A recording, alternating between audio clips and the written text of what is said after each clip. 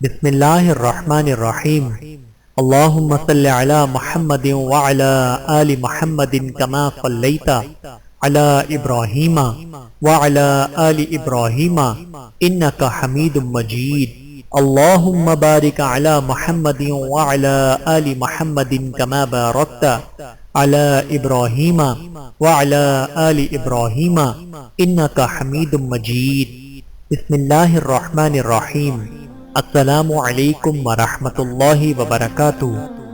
مفتی مولانا عبدالرؤوف سکھروی کے ایک رسالے ٹی وی کی تباہ کاریاں میں ایک عورت کا بڑا عبرتناک واقعہ لکھا ہے کہ رمضان شریف کے مہینے میں افطار کے وقت کسی گھر میں ایک ماں اور ایک بیٹی رہتی تھی۔ ماں نے بیٹی سے کہا، بیٹی آج گھر میں مہمان آنے والے ہیں، افطاری تیار کرنی ہے، اس لیے تم بھی میرے ساتھ مدد کرو اور کام میں لگو اور افطاری تیار کرا دو۔ بیٹی نے صاف جواب دیا کہ اماں اس وقت ٹی وی پر ایک خاص پروگرام آ رہا ہے، میں اس کو دیکھنا چاہتی ہوں، اس سے فارغ ہو کر کچھ کروں گی۔ چونکہ وقت کم تھا اس لیے ماں نے کہا کہ تم اس کو چھوڑ دو، پہلے کام کراؤ، مگر بیٹی نے ماں کی ایک بات بھی نہ سنی اور پھر اس خیال سے اوپر کی منزل میں ٹی وی لے کر چلی گئی کہ اگر میں یہاں نیچے بیٹھی رہی تو ماں مجھے بار بار منع کرے گی اور کام کے لیے بلائے گی۔ چنانچہ ٹی وی کو اوپر کمرے میں لے جا کر اندر سے کنڈی لگا لی اور پروگرام دیکھنے میں مشغول ہو گئی۔ نیچے ماں بیچاری آواز دیتی رہی لیکن لڑکی نے کچھ پرواہ نہ کی۔ افطاری کے لیے جو تیاری ہو سکی کر لی، اتنے میں مہمان بھی آ گئے اور سب لوگ افطاری کے لیے بیٹھ گئے۔ ماں نے بیٹی کو آواز دی تاکہ وہ بھی آ کر روزہ افطار کر لے، لیکن بیٹی نے کوئی جواب نہیں دیا تو ماں کو تشویش ہوئی اور دروازے پر جا کر دستک دی، اس کو آواز دی لیکن اندر سے کوئی جواب نہ آیا۔ بالآخر دروازہ توڑا گیا۔ جب دروازہ توڑ کر اندر گئے، کیا دیکھا کہ ٹی وی سامنے چل رہا ہے اور بیٹی ٹی وی کے سامنے مری ہوئی اوندھے منہ زمین پر پڑی ہوئی ہے۔ اب سب گھر والے پریشان ہو گئے۔ جب اس کی لاش اٹھانے کی کوشش کی گئی تو اس کی لاش کو کوئی نہ اٹھا سکا۔ یہ محسوس ہو رہا تھا جیسے کئی ٹن وزنی ہو گئی ہے۔ اب سب لوگ پریشان ہو گئے کہ اس کی لاش کیوں نہیں اٹھائی جا رہی۔ اسی پریشانی کے عالم میں ایک صاحب نے ٹی وی اٹھا لیا۔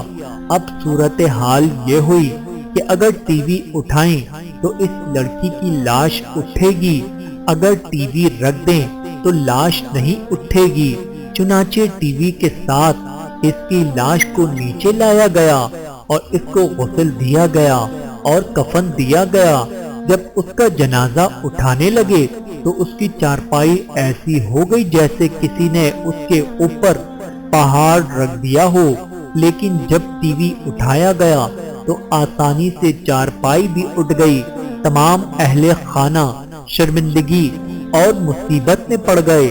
بالآخر جب ٹی وی جنازے کے آگے چلا تب اس کا جنازہ گھر سے باہر نکلا۔ اب اسی حالت میں ٹی وی کے ساتھ اس پر نماز جنازہ پڑھی گئی اور قبرستان لے جانے لگے تو ٹی وی آگے، جنازہ پیچھے پیچھے رہا۔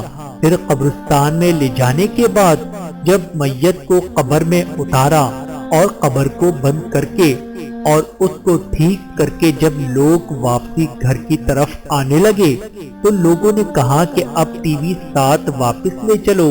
جب ٹی وی اٹھا کر لے جانے لگے تو اس لڑکی کی لاش قبر سے باہر آ گئی۔